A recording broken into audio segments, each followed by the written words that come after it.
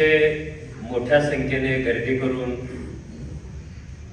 साहित्यावरचं आपलं प्रेम व्यक्त करण्यासाठी जमलेल्या माझ्या सर्व बांधवांना आणि भगिनींना नमस्कार. माझा अनुभव मीच एकटा नमस्कार म्हणतो, तुमच्यापैकी कोणीच नाही म्हणत. नारायण सुर्वेचं वाचनालय आहे.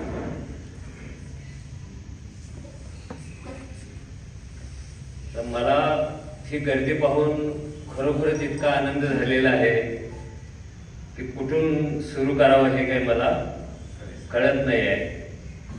पण भीक मागण्यापासून सुरुवात करतो. हे जे नारायण सुर्वे वाचनालय आहे हे कारखान्यामध्ये घाम गाळणाऱ्या ब्ल्यू कॉलरिस्ट कामगारांनी दर महिन्याला आपल्या पगारातले 10,000 रुपये बाजूला काढून नारायण सुर्वेंचा आशीर्वाद घेऊन हे वाचनालय चालू केलं. पुढे काही दिवसांनी त्यांना एक भीक मागणारा आणि उपरा अध्यक्ष पाहिजे होता, तो मी आहे. पुढे काही दिवसांनी सरकारने या वाचनालयाला जागा दिली.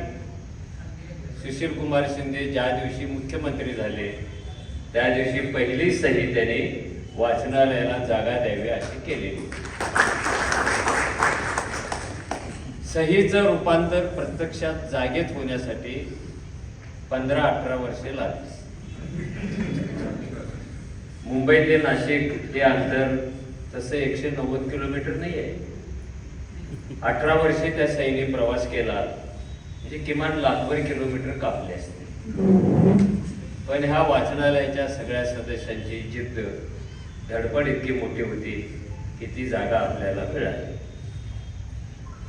पण आमचं असं झालं की राजा दान म्हणून हत्ती देतो आणि आपण इतके गरीब असतो, हत्तीला वैरण कुठून घालायचे या विवंचनेमध्ये आपण असतो.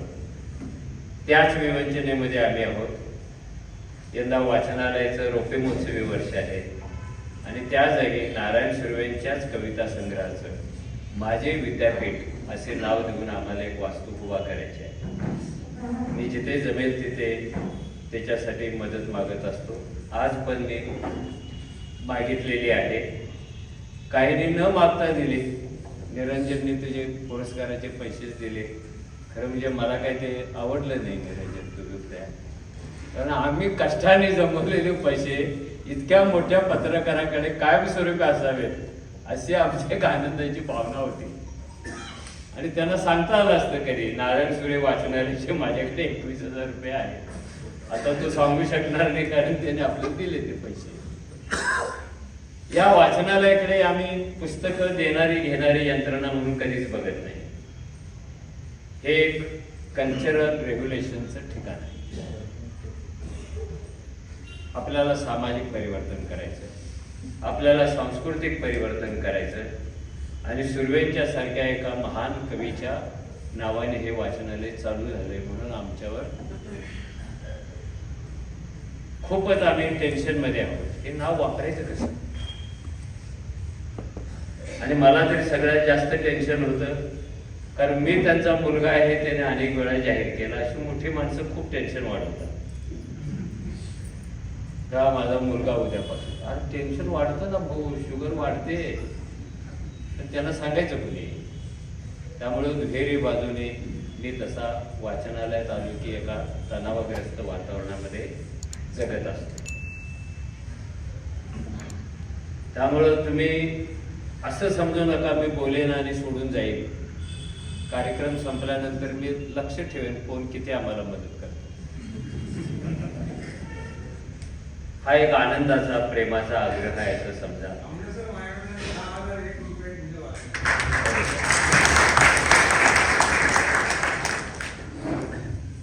आपण जे नेहमी म्हणतो ना समाज सगळा बिघडलेला आहे, हे वाक्य जरा जपून वापरावं असं मला वाटतं. एवढी सगळी चांगली माणसं इथे असताना समाज सगळा कसा काय बिघडेल? यांना वजा करून बिघडायला पाहिजे ना. त्यामुळं मी सर्वच मदत करणाऱ्यांना मनापासून धन्यवाद देतो. हे नारायण सुर्वेंच्या नावाचं आणि नारायण सुर्वेंच्या अस्तित्वाने ते मोजता येणार नाही तेवढ्या वेळेला इथे आलेले आहेत. त्यांनी जागा बघितली, उभारणी बघितली, सगळं त्यांच्या नजरेसमोर ते करत होते. नारायण सुर्वे हा असा कवी आहे की मानवी जीवनात आवश्यक असणारी नैतिकता आणि संघर्ष दोन्ही दोन खांद्यावर घेऊन चाललेला आहे. कविता सगळेच लिहितात, सगळ्यांच्याच कवितेत पात्र असतात, छोटी मोठी, पण त्या पात्रांची नैतिकता काय, ते कोणतं मॉरल सांगायला जातात आपल्याला. सुर्वेच्या कवितेतलं प्रत्येक पात्र काहीतरी मॉरल सांगत आणि ते मॉरल अस्तित्वात यावं, ते टिकावं म्हणून ते संघर्ष पण करत होतं. मॉरल नंबर 1 त्यांची कविता आहे खाटकावर लिहिलेली, आणि तो खाटक स्वागत करत असतो, बोलत असतो, आणि तो बोलता बोलता एक गोष्ट स्पष्ट सांगतो, हम खाटिक है ये सही है लेकिन गावन वाली गाय कभी नहीं काटते. गावन वाली गाय कभी नहीं काटते हे मॉरल आहे. हे जरा आत्ताच्या कवीनी लेखकांनी थांबरावे.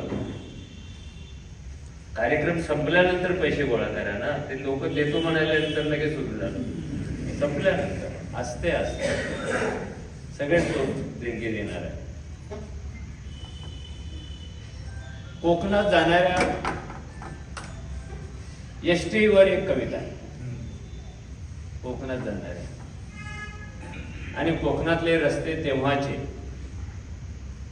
आताचे विकतच्या रस्त्याचं मी बोलत नाही, फुकटच्या रस्त्याचे, नाव मोडी, वळणा वळणाने, खडका खडकाने, आणि त्या एसटी मध्ये एक गरोदर बाई बसलेली आहे, आणि कंडक्टर ड्रायव्हरला सांगतो, भाऊ जरा जपून बस चालव, कारण इथे एक माता आणि तिच्या उदरातलं बाळ आहे, तिला सुखरूप पोचवायचं आपल्याला. ही झाली मॉरॅलिटी.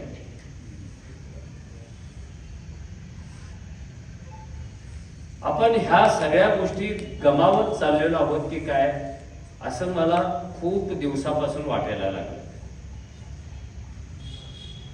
गाभणवाली गाय नाही काटतेचा अर्थ कसा काय घ्यायचा?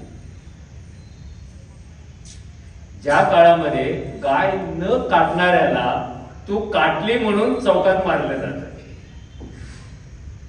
त्याने कापलीच नाही. तुम्ही जर आमच्या गौरी लंकेशचे लेख वाचले होते, ह्याच्यावर तिचे खूप मंगळूर मधल्या सगळ्या त्याच्यावर लिहिलं होतं. हे जे लिहिणारे आहेत हे अशा काळात कमी व्हायला लागलेले आहेत ज्या काळात त्यांची संख्या वाढायला पाहिजे होती. आपण उगीच म्हणतो जो न देखे रवी वो देखे कवी. मग आपण कवी असू तर आपल्याला का दिसत नाही? बाबरी मशिदीवर किती कादंबऱ्या आल्या? मुंबईच्या रेल्वेच्या डब्यात माणसांच्या कत्तली झाल्या, कादंबऱ्या किती आल्या? एका पाठोपाठ एक 4 जणांच्या हत्या होतात, कादंबऱ्या किती येतात? काय येत नाही? येत का नाहीये? असं समजू नका आपल्याला परंपरा नाहीये. आपल्याला परंपरा खूप मोठी आहे. यांनी तरी सांगितलं ना, तुमच्या एका बंदुकीच्या गोळीवर माझं नाव आहे असं टी-शर्ट घातलंय. तुम्हाला अजून कसली परंपरा पाहिजे आणि तुम्हाला अजून कसली प्रेरणा पाहिजे? जागतिक पातळीवर सुद्धा आपल्या प्रेरणा आहे. ज्याचा हवेत खून घडवून आणला अमेरिकेने,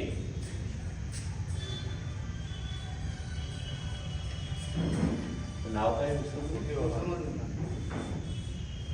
देशाचं,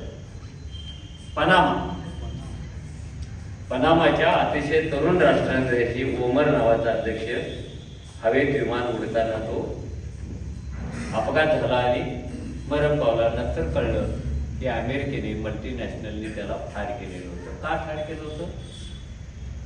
त्यांनी आपल्या देशातली नैसर्गिक साधन संपत्ती मल्टीनॅशनलला अमेरिकेला द्यायला नकार दिला. त्यांनी द्यावं असं मध्यस्थी करणाऱ्यामध्ये परकीन नावाचा एक सीओ होता, पण तो ऐकला नाही. शेवटची धमकी त्याला देण्यात आली की तुझा देश भांडवलशाहीला विकून टाक, खूप पैसे मिळतील आणि इथले लोक 100 वर्षे फुकट जेवतील. लोकांनी आणि अध्यक्षांनी ठरवलं 100 वर्षे फुकट जेवणामध्ये अर्थ काहीच नाही आहे. तुमचा खपाला केला पाहिजे. जसं आपल्याकडे 80 कोटी लोकांना धान्य देतात महिन्याला, अरे ह्याच्यात काय अर्थ आहे? तुम्ही 80 कोटी लोकांची 160 कोटी मनगटे रिकामी ठेवली, मेंदू रिकामी ठेवले, त्यांच्या निर्मिती क्षमताना खलास तुम्ही केलं. माणसं जगवणं हे महत्वाचं नाही, कसं जगवता हे महत्वाचं असतं. म्हणून त्यांनी मरणापूर्वी एक कॅम्पेन केली, होर्डिंग कॅम्पेन. आता तर होर्डिंग कॅम्पेन खूपच जोरात आहे. आणि होर्डिंगवर कोण दिसतो? ज्याचं कधी तोंडच बघू नये असा माणूस होर्डिंगवर दिसतो. आणि तोंड बघितलं ना, आई शपथ मला तरी तसंच वाटतं.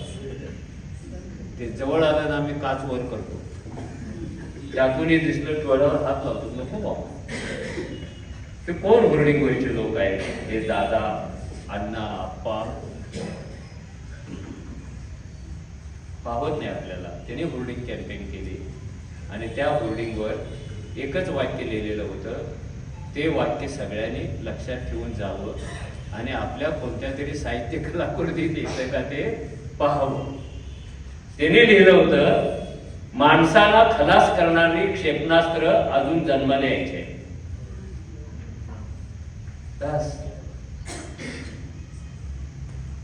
अरे माणसांची स्वप्न कशी मारणार तुम्ही? माणसांच्या प्रतिभा कशा खलास करणार? त्यातलं सृजन कसं खलास करणार? त्याचे विचार कसे खलास करणार?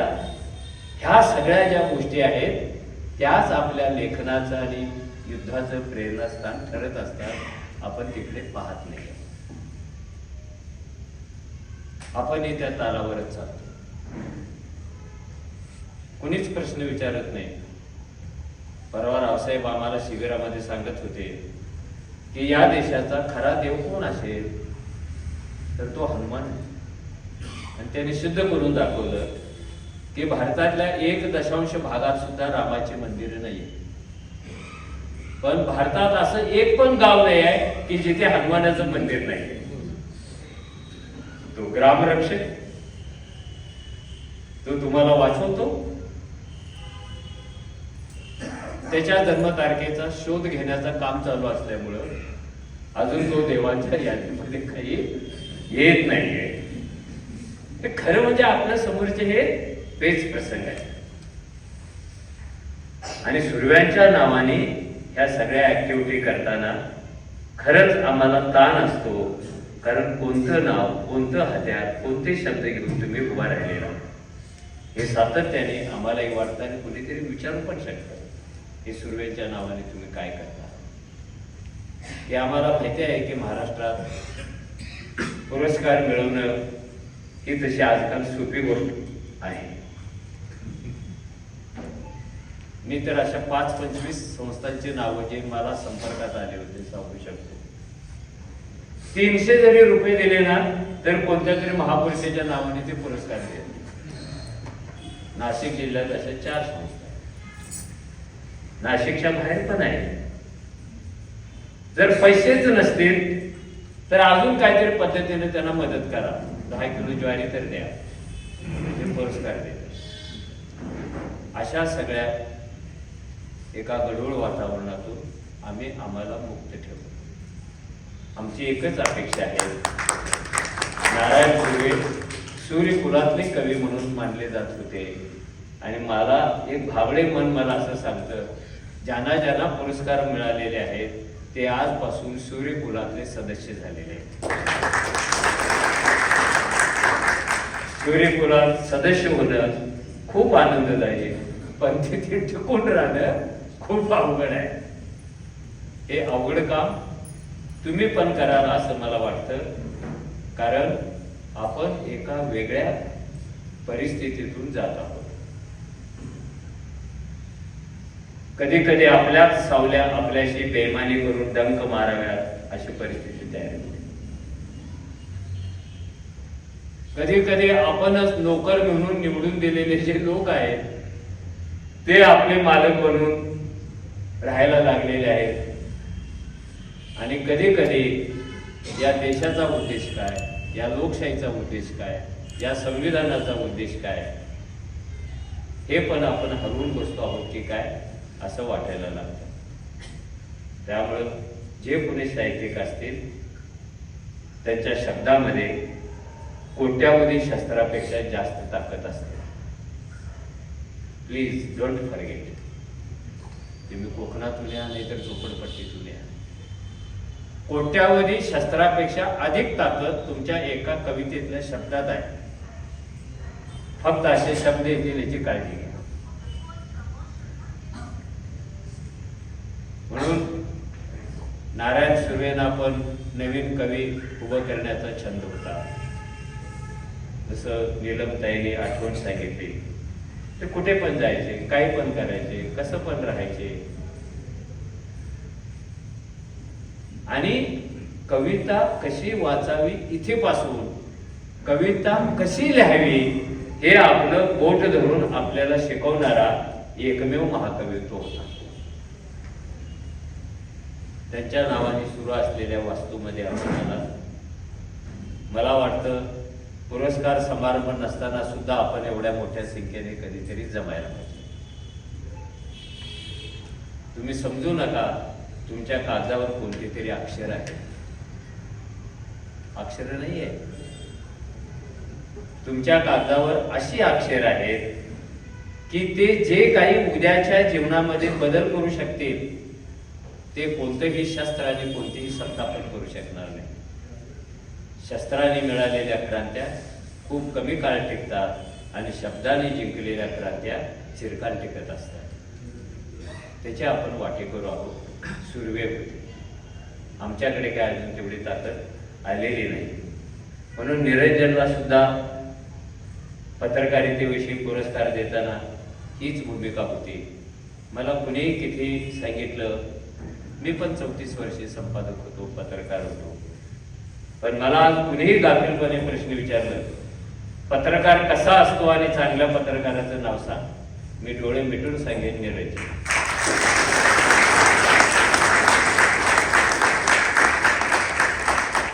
आणि मी त्यांना सांगेन ही सिद्ध करायची जबाबदारी माझी नाहीये, कारण मी सांगितलं म्हणजेच सांगितलं. दुसरे पुरावे वगैरे काही मागायचे नाही. Niranjan Niranjan, no another Niranjan. अतिशय ज्येष्ठत्वाचं वय असताना म्हात्रे सरांनी डार्विनवरचं पुस्तक लिहिलं. आपल्यावर उजव्या शक्तीने जे सांस्कृतिक युद्ध, जे वैचारिक युद्ध लागलेलं आहे, वैचारिक कमी आहे, प्रत्येकाचंच युद्ध जास्त आहे आणि सांस्कृतिक युद्ध जास्त आहे. त्या युद्धात एक लेखक काय भूमिका घेऊ शकतो, तर त्याने भूमिका घेतली की माणसाच्या उत्क्रांतीचा सिद्धांत डार्विन सांगतो तेच खरं आहे, दशावतार खरं नाही. कारण दशावतारात डुक्कर पण कुठेतरी जात नाही.